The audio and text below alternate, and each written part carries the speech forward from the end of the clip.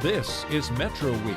Our top story: how will new parking meters affect downtown revitalization? We'll ask what the changes mean for people going to 4th Avenue and downtown. Plus, our Journalists Roundtable analyzes the week's news.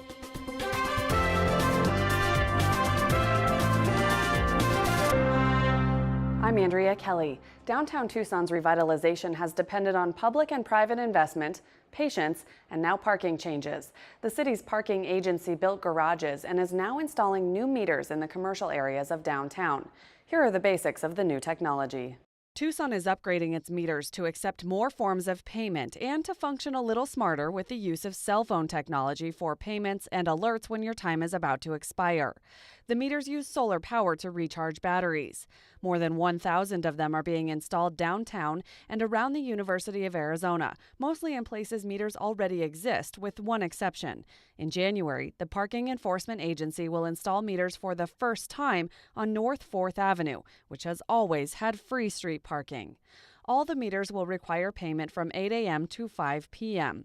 For more information about how to use the new meters, visit the Park Tucson website. Now, a little more about the strategy behind the changes.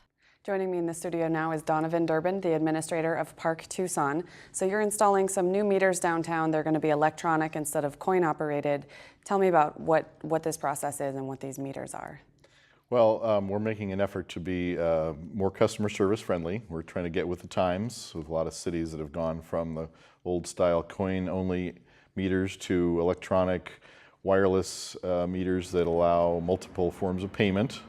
They accept credit, debit, smart cards, as well as coins.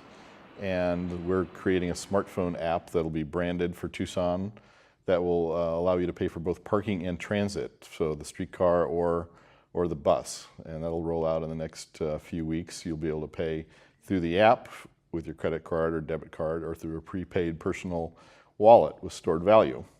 And so we're looking at a way to really improve the customer experience. You won't have to fish for coins. You won't have to hit up merchants to ask them for change. You'll be able to just go right up. There's a big screen on the meter that tells you exactly what the hours are, what the time limit is, anything you need to know. How much time you have left. If you pay through the smartphone, you'll be able to get an alert through a text message saying your time's about to expire. You can extend the time if you need up to the time limit. So we're really looking at modernizing our parking program along with the streetcar and all the improvements that we're making in terms of the transportation and other infrastructure in the downtown and the Sunlink streetcar area. I remember years ago, the organization that you had that used to be called ParkWise was talking about putting in a parking garage along 4th Avenue as part of the overall parking scheme for that area. Is that still in the plans? Yeah, I mean, the 4th Avenue merchants would really like to have a garage that serves them. The downtown garages are filling up, which is a good thing. We're seeing more and more occupancy of the Centro, Depot Plaza, and Pennington garages because of all the new nightlife, restaurants, and activities downtown. But 4th Avenue wants its own garage, and the way to that is that we need to get paid street parking first. Both because you need to have the public in the habit of paying for parking in that area. You can't have people walking past or driving past free parking to go to a paid garage. That would never work. And second of all, we need the revenue stream in Tucson in order to make a garage viable. It's just the reality of the market for parking in Tucson. We can't charge enough either on a monthly basis or on a daily basis to where we could just pay for a garage with the construction, debt service, and operating without having an internal subsidy with the street parking revenue. So that theory that you need to get people paying for parking first on the street and then they'll move potentially into a garage. Downtown, I know at nights and weekends, the meters they become free, but the garages you still have to pay. So how does that theory work downtown at this point? Well, it doesn't work perfectly because we do end the paid parking at 5 o'clock on weekdays. So, I mean, and there's a potential in the future we'd go to paid parking on the street in the evenings. I'm not saying that's happening anytime soon, but that's a potential. I mean, if you look at the occupancy on 4th Avenue, it's 100% occupied on 4th Avenue. around dinner time and in the evening. So if there were a time to certainly manage the parking through paid and with time limits, it's certainly in the evening as well. So that may happen in the future, but like I said, it's a revenue stream to get to the garage, and it's partly just the idea that how can you get people used to the idea of paying for parking if it's free everywhere else. So you need to get people over that, I think, psychological barrier to understand that parking isn't free. How do you figure out what to charge when you're looking at the meters and the garages? I know a lot of people come from other cities, other states, say parking's really cheap here. It is really cheap here. It's 50 cents an hour downtown and $1 an hour around Main Gate. And it's $1.65 an hour on campus through the U of A's parking Those program. are all metered prices, right? Yeah, the meter prices by the hour. On January 5th, the downtown rate's going up to $1 an hour. So throughout our city system, it's going to be $1 an hour downtown on 4th Avenue when the meters go in, and around the U of A at Main Gate. So And that will match. It's about $1 an hour in the garages if you stay more than 2 hours. It is $1 an hour weekdays with our hourly pricing at the garages downtown. Yes. So how do you decide what to charge? Well, you want to have the street parking be equal to or greater than your garage parking, because you want to incentivize people who are parking for a longer period of time to use garages and parking lots. And the idea would be to charge more of a premium for the most convenient, most in-demand parking, which is generally the street parking close to the businesses. So at least we're achieving that parity. And it is at least on a percentage basis, it's a big leap to go from 50 cents to $1. So, that's where we're going for now, and I think it'll make a positive difference in terms of getting some of the merchants who park, on the street and just kind of feed the meter all day long. They might move their car, but basically they're just parking for their own convenience. Get them more into thinking about parking in a garage, getting a monthly permit, or in a parking lot with a monthly permit, leaving those spaces open for customers, for the most convenient parking for the customers. How much do these new meters, these electronic operated and the ones that take electronic forms of payment, how much do those cost to operate and to install? Well, they cost about $470 a piece, and they have solar recharging batteries, so they'll save us on the batteries we've been currently using, the conventional type that we replace every few months. There will be credit card fees associated with the convenience of the credit cards. We're not passing those along to the customer. So the costs are pretty low as far as, once they're purchased, they're pretty low maintenance in terms of costs. We do expect that revenues will increase just through kind of the changes in parking behavior in terms of how people perceive the parking experience. Because when you look at when you park and you're faced with having to feed it with coins, you may perceive it differently than if you could just put your debit card in and charge a couple bucks. If you're scrambling for change and only have a few quarters, that's what you put in, and maybe you go to your destination and you hope for the best. You hope you get back in time or something. But this allows you to have a little more peace of mind that you can maybe put in a little extra to make sure you've covered yourself for your visit. You're still paying $1 or $1.50 or whatever it is for an hour and a half, and at least you have the peace of mind that you're covered. So there is a psychology to the payment form that I think will allow us to see some revenue increases that will offset the cost of the credit card fees that we'll incur. People usually aren't happy to pay for parking. Do you think that the ease of electronic or debit payments will help that? I think it will. I mean, like I said, it's when you don't have to worry about whether you're stocking change in your car or having to go into a business and asking them to change $1 for you. I think it'll be easier, and I think it'll improve the mindset. But I also think people look at parking in an urban area differently than they think about parking at the mall. And I think most people understand if you're parking in a urban area like University Boulevard or 4th Avenue or downtown, you're probably gonna have to pay a little bit for parking. But I think our thought process is that the urban experience is worth that. It's worth it to be able to park close to an area where then you can walk around and now you can hop on the streetcar and go from district to district. Speaking of the streetcar, how has that impacted parking behavior or use of the parking spaces? Well, it's a little too soon to tell, but I will say we haven't seen any decline in parking activity in terms of parking revenue. I've been thinking that with the development that comes because of the streetcar and all the new businesses and the new residents, there's going to be more people taking every mode of transportation. There's going to be more pedestrians, more bicyclists, more streetcar passengers, obviously, and more people driving. There's talk about a new student housing project over by 5th Avenue and 7th Street with 700 beds, and they're proposing to build a garage with over 500 cars because they figure that to attract 700 students, they're going to have enough parking for most of them. So as the area develops, we're going to see more of everything, and that includes more cars, more need for parking, more traffic. So I think the meters are an example of how we can make the parking that we have more efficient. And it's part of an overall strategy of making the existing parking inventory more efficient. Now, if you look at, for example, there's about 130 spaces on 4th Avenue. If currently there's really, we don't enforce the time limits, we don't charge for parking.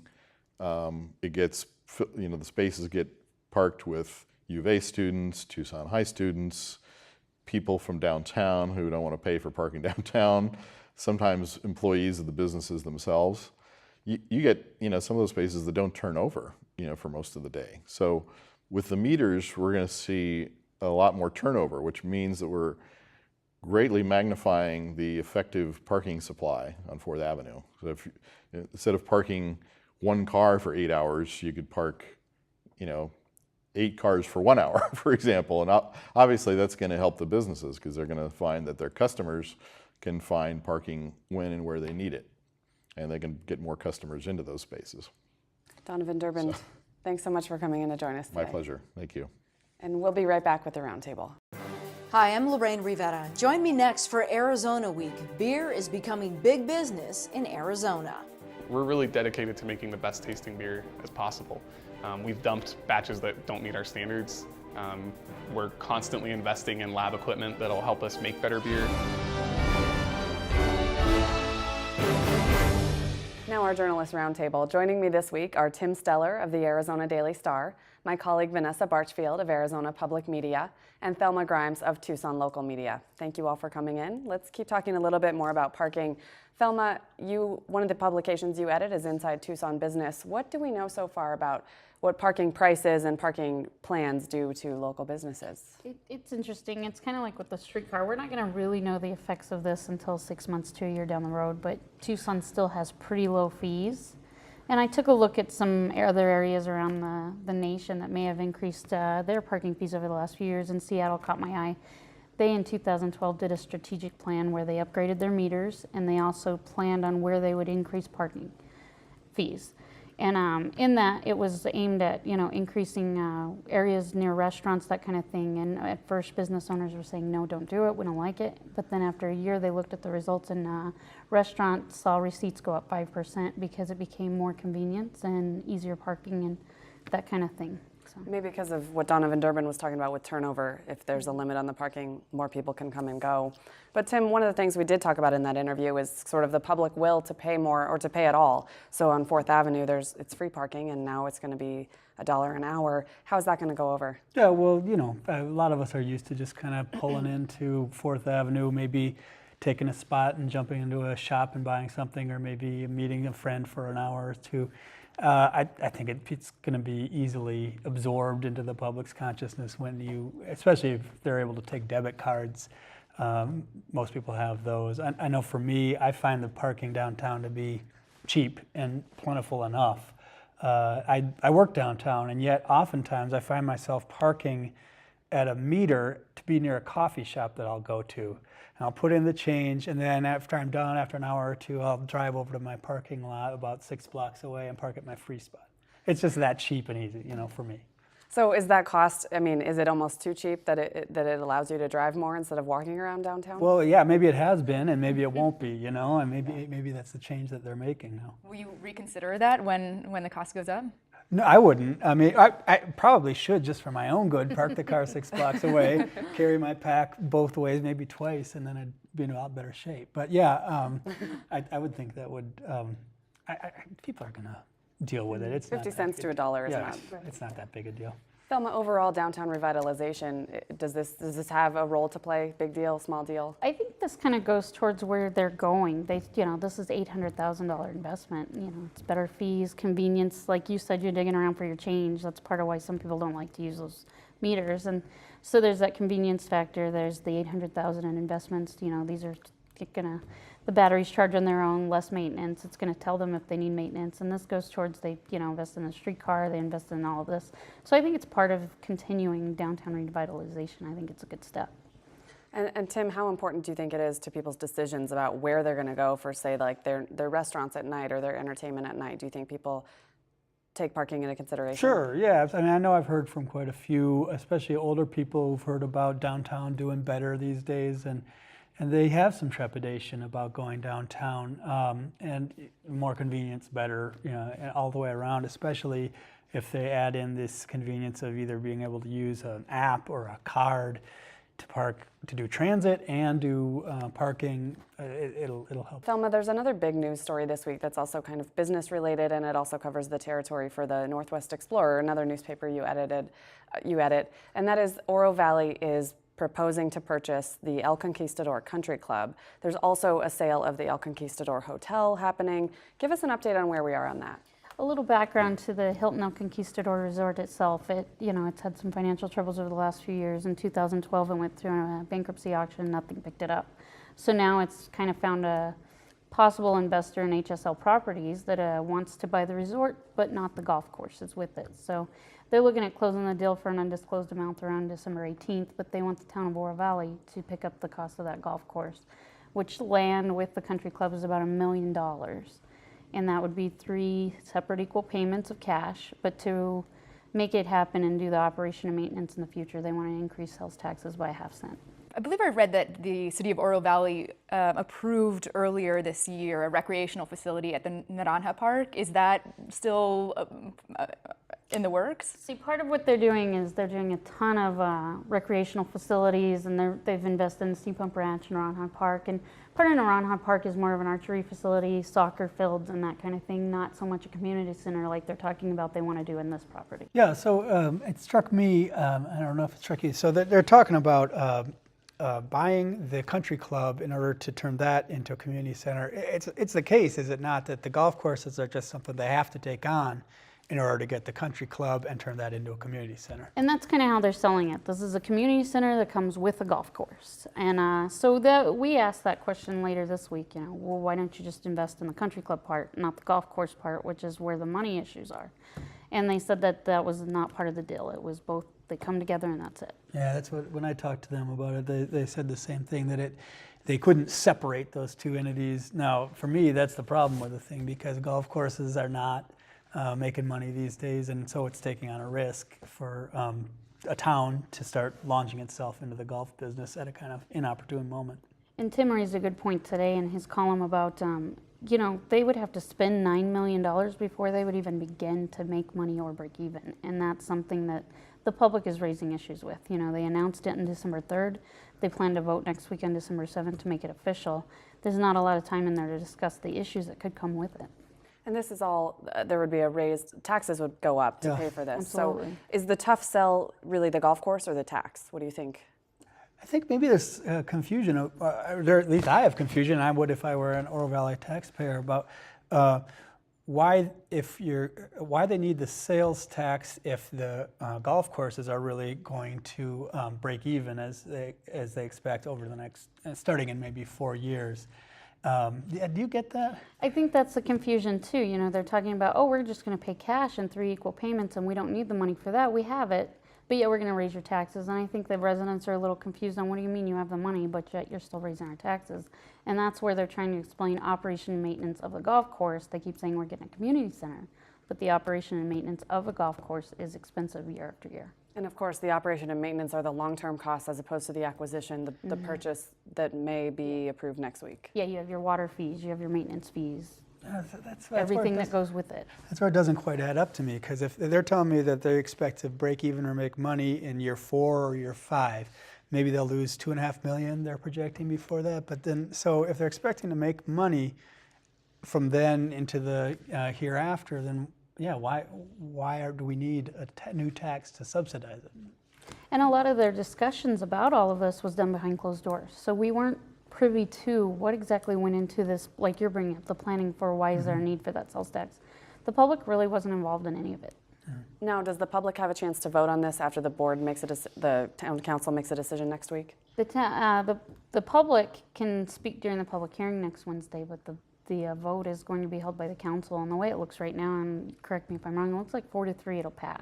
That's the way most things are going in Oro Valley these days, right? It's a 4-3 split. Absolutely. So, yeah.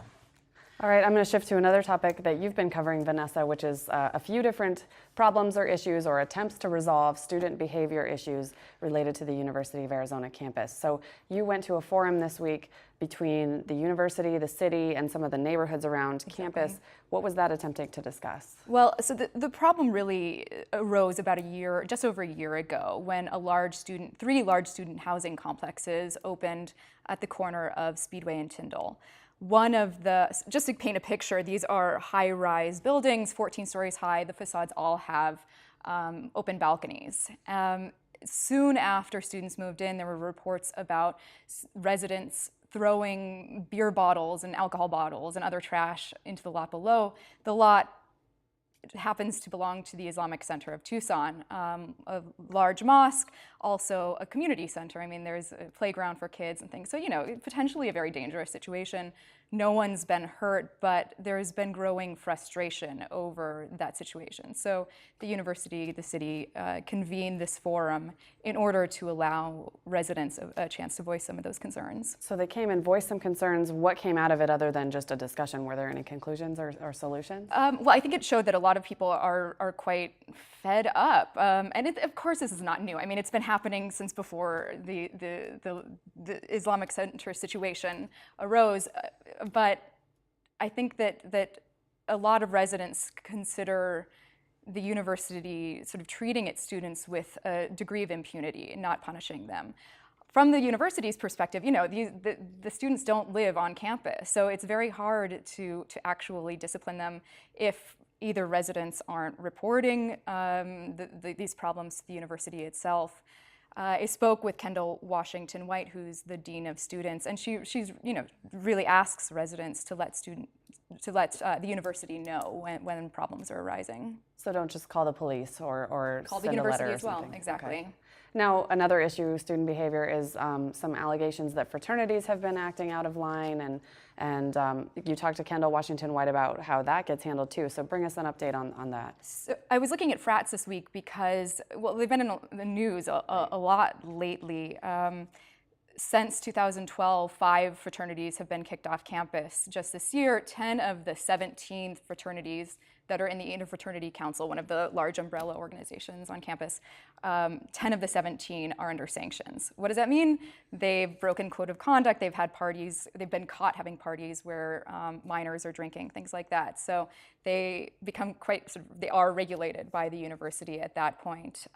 They have to register, they might be only allowed to have one party over the semester, and it has to be registered with the university. None of this is new. Again, I mean, these are, these issues are sort of age-old. I think what is new is the level of scrutiny that the university is placing on them. They're being very careful. When Kendall Washington White again told me that when a fraternity is caught sort of endangering people or in a potentially situation where they might endanger someone, they're immediately put on temporary suspension. And that hadn't happened in the past. Usually in the past, the university would conduct an investigation and then decide whether they're suspended or not. Tim, I'll go to you next. Yeah, have there been any consequences for anybody who was throwing bottles or misbehaving in the towers? From those apartments? Yeah. Going back to the apartments, 5 of the residents have now been evicted. A few of the people who attended the forum the other day asked that the university expel students. I don't think that's going to happen. I mean, the university's philosophy really is that the educational experience should not just be academic. They really want to teach people how to be good citizens, good residents of the communities they're living in. So they're looking at other ways of disciplining people. Some residents asked the city to require the owners of these properties, because again, they're not owned by the university, so the owners of these properties to enclose the balconies and not approve any more buildings with open balconies. We'll see if that happens. Thelma? I think when it comes to student behavior, this is becoming a national discussion. We're not just hearing it here in Tucson. Do you see kind of a culture change as we keep bringing up these issues and the problems keep coming up? Do you see a culture change going forward with new policies and maybe new rules with these fraternities? To be honest, I think it goes in cycles, really. One of the other issues that's been in the news a lot lately, of course, regarding fraternities has been sexual assault at fraternities. Like Virginia. Exactly.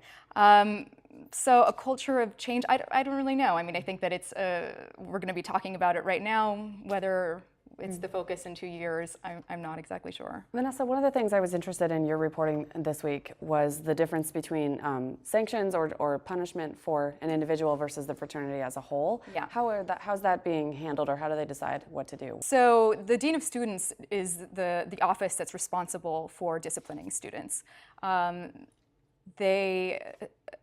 Actually, so to put this in perspective, there are 40,000 students at the University of Arizona. The Dean of Students, Kendall Washington-White, told me that she sees about 1,500 a year. So even though it may seem like a really pervasive problem, from her perspective, the vast, vast, vast majority of students are abiding by the community standards and are not breaking the rules. And unfortunately, and a lot of the fraternities are, they're not all throwing crazy parties. It's just, some are, and there's some sort of bad actors within certain fraternities, and they give a bad reputation to the whole system, really. I guess you could say the same of the apartment complexes, right? Everybody's not throwing Exactly. trash, but some people are. Yeah. Tim, I want to turn to another topic that you wrote about in your column this week, which was kind of the theory of raising taxes or raising revenues in state government. And you were kind of debunking a narrative that we heard throughout the political cycle. So let me have you backtrack and first say what you were talking about, what the narrative was. Yeah, so there's a couple different aspects to it. I mean, there's the aspect I think is most easily debunked or disproved is the idea that if we cut taxes, we will raise revenue. Mm-hmm. This is an idea that is supported by the well-known Laffer curve and actually does exist both in theory and reality in given circumstances. But the problem is that as more and more people have kind of glommed onto this idea, they've forgotten about the given circumstances part, which is you have to have a higher tax environment. That's the most important thing. I mean, if you imagine a bell curve like that, you have to be, this is the low tax side, this is the high tax side, and on this side, you get increased revenue from lowering taxes. But we're not on that side of the curve. We're on the lower end side of the curve. So the idea that we're going to lower taxes and increase revenue is not supported by standard economic beliefs of economists around the country. It's just something that kind of has been picked up through the years and misunderstood or misplayed as a political allegation or something like that. I think the more debatable part is the idea that if we cut taxes or cut spending, we're going to increase economic growth, and that's a lot closer to what Doug Ducey, the incoming governor, is saying. He said during the campaign that he would cut taxes as close to zero as possible, and then kind of was forced to back off that. Said it was maybe a two-term idea. These days, all he's talking about is limiting spending as a way of fueling growth. And my argument still there is that even limiting spending in the relatively low tax environment we're in Arizona is not likely to lead to an economic boom. That would be more likely, again, in a situation where in a high tax environment, which we're not in. And state taxes as a whole there's something we can tweak, but they're not the big bunch of taxes that people pay. All right, and I'm going to have to cut you there because we are all out of time. Okay. So this is probably a conversation we'll continue. Thank you all for coming in. I really appreciate it. That's our show for this week. For more on these and other stories, including from NPR 89.1, go to our website. Now Arizona Week looks at the economic impact of breweries in the state.